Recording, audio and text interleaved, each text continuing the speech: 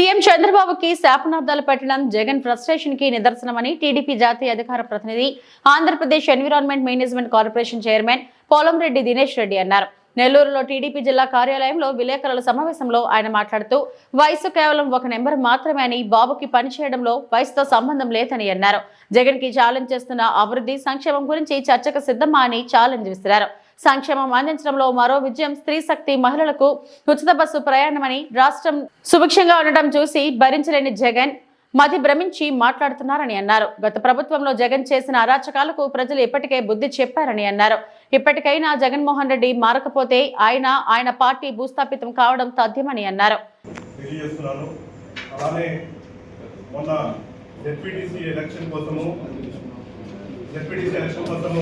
కృషి చేసిన తెలుగుదేశం పార్టీ నాయకులకు, కార్యకర్తలకు, అలానే అశేషంగా ఆదరించిన ఆంధ్ర రాష్ట్ర ప్రజలకి, పులివెందుల అలానే ఒంటిమిట్ట ప్రజలందరికీ కూడా జెడ్పీటీసీని చాలా భారీ మెజార్టీతో గెలిపించినందుకు మీకు కూడా హృదయపూర్వకంగా ధన్యవాదాలు, శుభాకాంక్షలు తెలియజేస్తూ, నిన్నటి రోజున సూపర్ 6లో ముఖ్యమైన హామీ స్త్రీ శక్తిని రాష్ట్ర వ్యాప్తంగా ముఖ్యమంత్రి వర్యులు, డిప్యూటీ ముఖ్యమంత్రి వర్యులు, అలానే మా ఎడ్యుకేషన్ మినిస్టర్ అయిన నారా లోకేష్ గారు ప్రారంభించడం జరిగింది. రాష్ట్ర వ్యాప్తంగా ఈ పథకానికి మహిళల నుంచి చాలా అద్భుతమైన స్పందన వస్తుంది. ఈ హామీని అమలు చేయడంతో సూపర్ 6 పథకాల్లో తెలుగుదేశం పార్టీ కూటమి ప్రభుత్వం ఇచ్చిన హామీలు 85% మేర కంప్లీట్ చేశాము. ప్రథమంగా ఈ సంవత్సరం 2025లో దాదాపు సూపర్ 6 పథకాల్లో 3 పథకాలు, పక్కన తల్లికి వందనం పథకం, అంటే ఎంతమంది బిడ్డలు ఉంటే అంతమంది బిడ్డలకి 15,000 రూపాయలు ఇస్తామన్న హామీని నెరవేర్చాము. అలానే అన్నదాత సుఖీభవ పథకాన్ని స్టార్ట్ చేయడం జరిగింది. మొదటి వాయిదా కింద 7,000 రూపాయలు ఇవ్వబడింది. అలానే నిన్న స్త్రీలు అది ఏ పర్పస్ మీద వెళ్తున్నామని ఆంధ్ర రాష్ట్రంలో ఎక్కడికి ప్రయాణించాలన్నా బస్సులో ఉచితంగా ప్రయాణం చేసే సౌకర్యాన్ని కల్పించడం జరిగింది. అలానే సైలెంట్ గా ఇంకా కొన్ని పథకాలు ఏదైతే మేనిఫెస్టోలో మేము చెప్పామో దాని మేరకు చేనేత కార్మికులకు 200 నుంచి 500 యూనిట్ల దాకా ఉచిత కరెంటు ఇచ్చాము.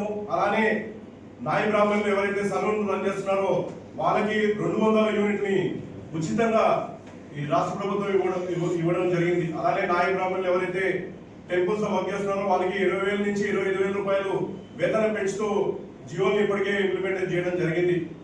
ఇవన్నీ అమలు చేసుకుంటూ గత ప్రభుత్వం ఏదైతే విధ్వంస పాలనని అధిగమిస్తూ అందరూ చాలా అంటే ఇవన్నీ పథకాలు చాలా సునాయాసంగా ఇస్తున్నారు, ఇవన్నీ కూడా జనరల్ గా జరిగిపోతున్నాయని చెప్పి ప్రజలందరూ కూడా భావిస్తున్నారు. దీని వెనకాల చాలా చాలా ప్రయత్నం ఉంది. ఈ పథకాలని ఇవ్వడానికి కూడా ఈ సంవత్సరం కాలంలో ప్రభుత్వం ఎంతో కష్టపడుతుంది. గత ప్రభుత్వము ఎంతో ఆర్థిక విధ్వంసం చేసి దాదాపు 10 లక్షల కోట్ల రూపాయలు అప్పు చేసేసి, అలానే బీసీలకి, ఎస్సీలకి, ఎస్టీలకి కేంద్రం ఇచ్చిన ఏవైతే పథకాల ద్వారా ఇచ్చిన డబ్బులు ఏవైతే ఉన్నాయో అవన్నీ కూడా మళ్లించి గత ప్రభుత్వం చేసిన ఆర్థిక విధ్వంసాన్ని ఎదురీడి ఆయన మేధాశక్తితో, నారా చంద్రబాబు గారి మేధాశక్తితోనే ఈ పథకాలన్నీ కూడా అమలవుతున్నాయి. అలానే ఇంకా ముఖ్యంగా మిగిలింది స్త్రీ నిధి ఒకటి మిగిలింది. ఖచ్చితంగా ఈ సంవత్సరంలో అది కూడా డెఫినెట్ గా ఇంప్లిమెంట్ చేస్తామని చెప్పి ఇప్పటికే రాష్ట్ర ప్రభుత్వం నిన్న మన బాబు గారి స్పీచ్ లో మనం వినడం జరుగుతుంది. దీంతో ఏదైతే హామీలు రాష్ట్ర ప్రభుత్వానికి మేము ఇచ్చిన, రాష్ట్ర ప్రభుత్వం అంటే గతంలో కూటమి ఇచ్చిన హామీలు ఏవైతే ఉంటాయో ఆ హామీలన్నీ కూడా నెరవేరుస్తూ ఒక పక్కన నేనైతే గర్వంగా చెప్పగలుగుతాను, ఒక పక్కన అభివృద్ధి చేస్తున్నాము. అలానే ఆంధ్ర రాష్ట్రంలో ఎప్పుడు అందించినంత సంక్షేమ పథకాన్ని ఇవాళ ఆంధ్ర రాష్ట్రంలో ఇస్తున్నాం. బహుశా భారతదేశంలోనే ఆంధ్ర రాష్ట్రంలో ఇవాళ అందిస్తున్న సంక్షేమాన్ని బహుశా ఏ ఆంధ్ర రాష్ట్రంలో ఇస్తున్నది భారతదేశంలో ఎక్కడ కూడా జరగట్లేదని నేను భావిస్తున్నాను. డెఫినెట్ గా ఇవాళ బాబు గారు ఎవరితో అంటే ప్రత్యర్థులు వేరే రాజకీయ పార్టీలు కాదు. బాబు గారు గతంలో ఆయన ఏదైతే సంక్షేమం చేశారో ఆ సంక్షేమంతో ఆయన పోటీ పడుతూ గతంలో ఇచ్చిన సంక్షేమాన్ని ఆయన పోటీ పడుతూ అంతకన్నా రెట్టింపు సంక్షేమాన్ని ఇవాళ ఆంధ్ర రాష్ట్రానికి అందిస్తున్నారు. అలానే పక్కన మనం చూస్తున్నాము ఆంధ్ర రాష్ట్రంలో అభివృద్ధి కోసం కేవలం సంక్షేమం మీదే కాకుండా అభివృద్ధి దిశగా ఆంధ్ర రాష్ట్రానికి తీసుకెళ్ళడానికి పరిశ్రమలు దాదాపు 6 లక్షల కోట్ల రూపాయల పెట్టుబడుల్ని ఇప్పటికే 113 కంపెనీలు ఆంధ్ర రాష్ట్రంలో పెట్టుబడి పెడుతూ 6 లక్షల కోట్ల పెట్టుబడిని ఆంధ్ర రాష్ట్రానికి ఆకర్షించి తద్వారా 5,50,000 మందికి డైరెక్ట్ గా ఉపాధి కల్పించబోతున్నాం. అలానే పేదరిక నిర్మూలన కోసము ఇప్పటికే P4 పథకాన్ని ఇంప్లిమెంట్ చేస్తున్నాము. అలానే అన్న క్యాంటీన్లని ఆల్రెడీ స్టార్ట్ చేయడం జరిగింది. అలానే ప్రతి కాన్స్టిట్యున్సీస్ లో అన్నదాత కార్యక్రమాన్ని పెట్టి అన్న క్యాంటీన్స్ పెట్టి 5 రూపాయలకే భోజనం అందించే కార్యక్రమాన్ని కూడా రాష్ట్ర ప్రభుత్వం శ్రీకారం చుట్టింది. ఇలా అన్ని పథకాలు మనం చేసుకుంటూ వెళ్తుంటే దాన్ని మన జగన్మోహన్ రెడ్డి గారు ప్రెస్ మీట్ పెట్టి ఆయన మాట్లాడిన వ్యాఖ్యలు ఏవైతే ఉన్నాయో అవన్నీ కూడా చాలా అనుచిత వ్యాఖ్యలు. ఒక పక్కన జగన్మోహన్ రెడ్డి గారు నారా చంద్రబాబు గారికి వయసు అయిపోతుందని చెప్పి ఆయన నరకానికి వెళ్తాడని చెప్పి ఇలాంటి అనుచిత వ్యాఖ్యలు చేసి ఇవాళ జగన్మోహన్ రెడ్డి గారు ఏం ప్రూవ్ చేయాలనుకుంటున్నారో నాకైతే అర్థం కావట్లేదు. ఒకటైతే క్లియర్ గా అర్థమవుతుంది, election results ZPDC election results లో క్లియర్ గా ఓడిపోయారు. గతంలో జనరల్ ఎలక్షన్ లో మేము తెలుగుదేశం పార్టీ కూటమి అభ్యర్థులు రాయలసీమలో బాగా వేయడం జరిగింది. ఇవాళ వైఎస్ఆర్సీపీ ఫౌండేషన్ కూడా కదిలిస్తూ వచ్చిన రిజల్ట్ ని చూసి జగన్మోహన్ రెడ్డి గారు ఫ్రస్ట్రేషన్ లో ఏం మాట్లాడుతున్నారో ఆయనకే తెలియకుండా మాట్లాడుతున్నారు. ఇవాళ ఆయన ఏమంటారంటే గెలుపుని డైజెస్ట్ చేసుకోలేక వాళ్ళు అక్కడ ఎన్ని ఫాల్స్ ఓట్స్ పడ్డాయి, ఫేక్ ఓట్స్ పడ్డాయి అని చెప్పి ఆయన ఫ్రస్ట్రేషన్ వెలువరుస్తున్నారు. ఇవాళ నేను ధైర్యంగా చెప్తున్నాను, ఫేస్ టు ఫేస్ ఛాలెంజ్ చేసి చెప్తున్నాను, ప్రజాస్వామ్యంలో పులివెందుల్లో ఇప్పటి వరకు కూడా క్యాండిడేట్ పెట్టకుండా, అవతల పార్టీ క్యాండిడేట్ పెట్టకుండా యునానిమస్ గా ఆయన జరిపిస్తున్నారు ఎలక్షన్. దాదాపు 30 సంవత్సరాలు ఇలానే జరిపిస్తున్నారు. మొట్టమొదటిసారిగా ప్రజాస్వామ్యం బద్దగా ఇవాళ అక్కడ ఎలక్షన్ జరిగింది. ఆ ఎలక్షన్ రిజల్ట్ ని మనం చూడడం జరిగింది. అలానే గతంలో చూసాం ఎలక్షన్, తిరుపతి ఎలక్షన్ లో ఎక్కడెక్కడ నుంచో తిరుపతి నుంచి ఓటర్లు తీసుకొచ్చారు. అలానే నగరి, తంబలపల్లి చుట్టుపక్కల నియోజకవర్గాల నుంచి ఓట్లు తీసుకొచ్చి తిరుపతిలో వాళ్ళందరికీ రాంగ్ ఓట్లు వేయించి, దొంగ ఓట్లు వేయించి ఇవాళ జగన్మోహన్ రెడ్డి గారు ఆ ప్రక్రియ, ఆయన ఫాలో అయ్యే ప్రక్రియ ప్రతి ఒక్కరు కూడా ఫాలో అవుతారని చెప్పి ఒక దురుద్దేశపూర్వకంగా ఇవాళ ఆయన వ్యాఖ్యానించడం జరిగింది. ఏజ్ అనేది కేవలం ఒక నెంబర్ మాత్రమే. ఈ నారా చంద్రబాబు గారికి వయసు ఎక్కువ అయిపోయింది, ఆయన ఇంకేంది కృష్ణారామ అనుకోకుండా ఇవాళ రాజకీయాలు చేస్తున్నారని చెప్పి ఇవాళ ఆయన మాట్లాడడం జరుగుతుంది. నేను ఇవాళ జగన్మోహన్ రెడ్డి గారు అంటున్నారు వయసు అనేది కేవలం నెంబర్ మాత్రమే. మీకు 54 ఏళ్ళు, అదే నారా చంద్రబాబు గారికి 74 ఏళ్ళు. కానీ ఆయన పరిగెత్తుతూ గెంతుతూ ఇవాళ బస్సుల పైకి ఎక్కి ఇవాళ ఉత్సాహంగా ప్రజలకి ఏం చేయాలన్నా కూడా ఉత్సాహంగా ఆయన చేస్తున్నారు. అలానే మీరు అధికారంలో ఉన్నప్పుడు చూసాం, వంగలేక, ఎక్కలేక, నడవలేక ఇబ్బంది పడిన మీరు ఇవాళ చంద్రబాబు గారి వయసు గురించి మాట్లాడుతున్నారంటే చాలా హాస్యాస్పదంగా ఉంది. ఇవాళ నేను జగన్మోహన్ రెడ్డి గారికి క్లియర్ గా చెప్తున్నాను, వయసు పెరుగుతూ ఆయన అనుభవాన్ని ఇవాళ ఆంధ్ర రాష్ట్రం మన అభివృద్ధి పరచడానికి, సంక్షేమం దృష్టిగా ముందు తీసుకెళ్ళడానికి, పారిశ్రామికంగా ముందు తీసుకెళ్ళడానికి, బీసీలకి, ఎస్టీలకి, ఎస్సీలకి సంక్షేమంలో అందించడానికి ఇవాళ ఆయనకున్న అనుభవాన్ని ఆయన పెడుతున్నారు. వయసు అనేది ఆయన చూడట్లేదు. ఎటువంటి కార్యక్రమం అయినా కూడా ఆయన ఉత్సాహంగా చేస్తున్నారు.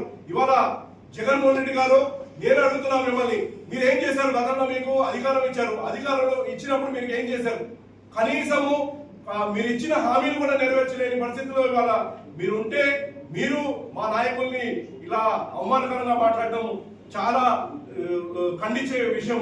నేను అడుగుతున్నా, ఇవాళ మా నాయకుడు నరకానికి వెళ్తారని చెప్పన్నారు, మరి మీరు చేసిన దానికి మీరు ఏదో పనికి వెళ్తారో మీరే చెప్పాలని చెప్పి నేను ఇవాళ మిమ్మల్ని సూటిగా ప్రశ్నిస్తున్నాను.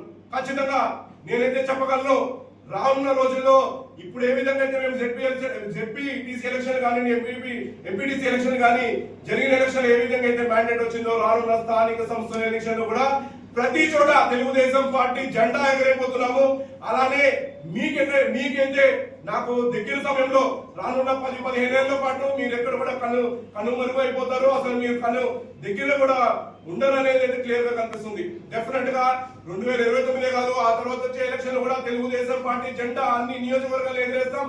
వైఎస్ఆర్సీపీ భూస్థాపితం అవుతుందని చెప్పి చెప్పడంలో నాకైతే ఎటువంటి సందేహం లేదు. డెఫినెట్ గా ఇంకా మంచి చేయాలనే ఆలోచన ఉంది. చాలా ఆంధ్ర రాష్ట్రానికి చేయాల్సినవి చాలా ఉన్నాయి. చెప్పిన హామీలు నెరవేరుస్తూ, చెప్పని కూడా చాలా హామీలు తెలుగుదేశం పార్టీ కూటమి 100తో మనం చేపట్టబోతున్నాం. కేంద్రం సపోర్ట్ ఇవాళ చాలా అద్భుతంగా మనకుంది.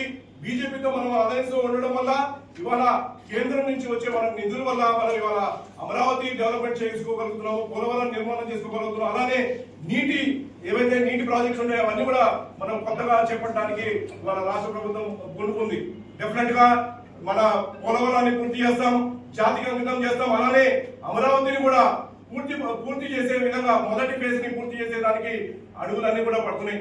అలానే మనం చూస్తున్నాం గ్రామాల్లో రోడ్లు పడుతున్నాయి, డ్రైనేజీలు జరుగుతున్నాయి. అలానే అభివృద్ధి పనులు ఏవైతే రోడ్లు నేషనల్ హైవేస్ ఉన్నాయో నేషనల్ హైవేస్ డెవలప్మెంట్ జరుగుతుంది. అలానే సింగిల్ రోడ్లని డబుల్ రోడ్లు చేయడం జరుగుతుంది. అలానే అభివృద్ధి పనులు అన్ని కూడా ముందుకు సాగుతున్నాయి. ఖచ్చితంగా రానున్న రోజుల్లో పెద్ద ఎత్తున పరిశ్రమలు ఇక్కడ పెట్టుబడి పెడతాయి, రాష్ట్ర ఆదాయాన్ని పెంచుతాము. ప్రజలకి ఆనందంగా ఉండడానికి, సుభిక్షంగా ఉండడానికి అన్ని కూడా మా కూటమి అధికారంలో ఉండి మా ముఖ్యమంత్రి గారు నారా చంద్రబాబు గారు ఖచ్చితంగా చేపడతారని చెప్పి చెప్తున్నాం. రైతులు సుభిక్షంగా ఉండడానికి, ఎస్సీలు సుభిక్షంగా ఉండడానికి, ఎస్టీలు సుభిక్షంగా ఉండడానికి, గిరిజనులు అలానే అన్ని వర్గాల ప్రజలు సుభిక్షంగా ఉండడానికి అవసరమైన అన్ని యాక్టివిటీస్ మేము చేపడతాము. అలానే ఏదైతే గతంలో మేము మేనిఫెస్టోలో వీళ్ళందరికీ ఇచ్చిన హామీలు అన్ని కూడా ఖచ్చితంగా నిలబెట్టుకుంటూ ఏదైతే మాకు ఇచ్చిన మ్యాండేట్ ఉందో ఆ మ్యాండేట్ కి సాకారం చేస్తూ ప్రజలు ఇచ్చిన ఏదైతే నమ్మకంతో ఇచ్చారో ఇది మంచి ప్రభుత్వం అని చెప్పి నమ్ముతూ ఏదైతే మ్యాండేట్ మాకు ఇచ్చారో ఆ మ్యాండేట్ ని మేము అనుసరిస్తూ ప్రజలకి ఏవేవి చేయాలో అవన్నీ కూడా చేస్తూ ముందుకెళ్తాము. మేము ఇవాళ స్ట్రైట్ గా జగన్మోహన్ రెడ్డి గారిని మీరు ఏదైనా చర్చించాలంటే, డెవలప్మెంట్ మీద చర్చించాలంటే దానికి మేము సిద్ధంగా ఉన్నాం. ఎక్కడైనా చర్చిద్దాము, దేని విషయం మీద చర్చిద్దాం. మీరు కానీ మీ నాయకులు కానీ ఓపెన్ ఛాలెంజ్ చేస్తున్నాం. ఏ విషయం మీద, అభివృద్ధి పనుల మీద, సంక్షేమం మీద చర్చించడానికి మేము సిద్ధంగా ఉన్నాం. కానీ ఇలాంటి అనుచిత వ్యాఖ్యలు చేస్తే మాత్రం సహించమని చెప్పి ఈ రోజున తెలుగుదేశం పార్టీ రిప్రజెంటేటివ్ గా నేను కూడా వార్న్ చేస్తున్నాను.